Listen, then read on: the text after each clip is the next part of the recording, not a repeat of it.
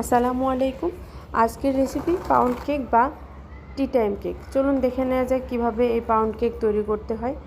প্রথমে শুকনো উপকরণগুলো চেলে নিব। একটা চালনিতে 2/3 কাপ ময়দা, 1 টেবিল চামচ কর্নফ্লাওয়ার, 1 টেবিল চামচ গুঁড়ো দুধ, 1 চা চামচ বেকিং পাউডার, 1 চা চামচ ভ্যানিলা পাউডার, সামান্য লবণ দিয়ে মিশিয়ে রাখছি।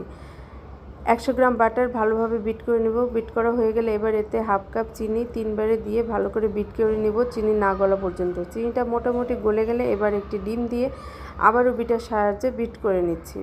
ভালোভাবে ডিমটা মিশে গেলে আরও একটা ডিম দিয়ে আবারও বিটার সাহায্যে ভালো করে বিট করে নিচ্ছি।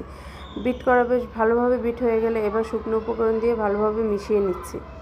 শুকনো উপকরণগুলো 2 বার দিয়ে বেশ ভালোভাবে মিশিয়ে আমি ওভেনে 160 ডিগ্রি তাপমাত্রায় আপ ডাউন হিটে 10 মিনিট প্রিহিট করে নিয়ে তারপর 20 মিনিট দিয়ে কেক বেক করে নেব। কেকটা বেক করা হয়ে গেছে। এবার কেকটাকে আমি একটা পলিথিনে